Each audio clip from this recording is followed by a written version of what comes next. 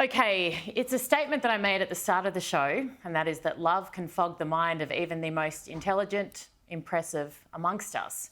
In one intercepted phone conversation, Daryl Maguire said to the Premier, "I'm the boss even when you are the Premier." And Gladys goes on to respond, "Yes, I know." Now, Miss Berejiklian's legal team Gladys admitted to the Commission that in agreeing she was just appeasing an insecure man to make him feel better about himself. Let's bring in psychologist Claire Rowe. Claire, dating a dud is never a legitimate excuse for bad behaviour, but why does it cause people to act in ways that they might otherwise not?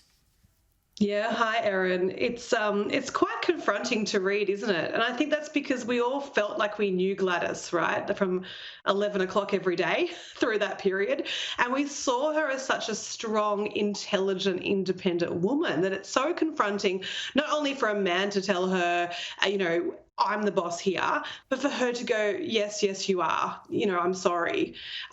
And that was really hard. It's very voyeuristic, and I understand, obviously, with ICAC investigations, these text messages need to come to light, but there is a bit of an ick, isn't it, when we're just exposing someone's personal and private messages in a relationship that is showing more and more to be, quite, I would say, even coercive and controlling in that way. I mean, I think there are certain personalities that do prey on high-achieving individuals who have the highest integrity and kindness, and I think that was Gladys's vulnerability. And I think, as a career-driven, focused woman her whole life, was she craving, like we all do, intimate relationships and at that point was naive to the complexities of relationships? I don't know, but it certainly seems like, perhaps this is someone who love bombed her in the beginning, swept her off her feet, and then we can hear from those recordings the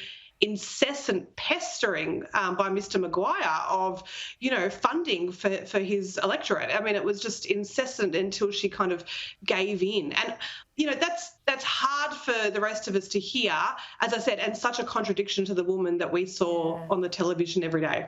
So you talk about the fact that some men or some people prey on a particular type of woman or person.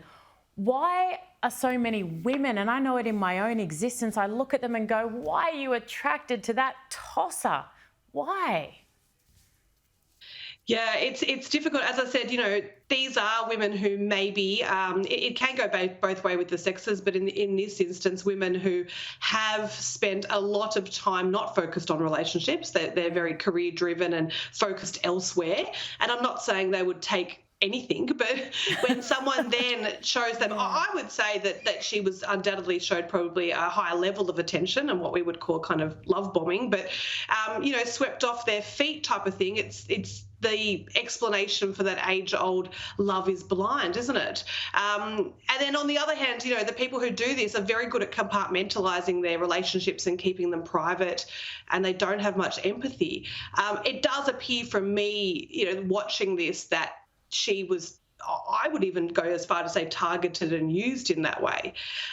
However, the only other thing I'd say on the counter to that is I think Gladys needs to run a PR agency after this, because I don't think that anyone has been found guilty of fraud by ICAC and had such praise heaped on them. So I think, that's quite remarkable. And I think, this whole, I've read articles this week that have described her relationship with Mr. Maguire as a situationship and downplayed it. And I think as women, we just want to believe that you found a dud, Gladys, and we're right behind you. Yep, no, I'm with you. Claire, thank you so very much for your time. Really appreciate it.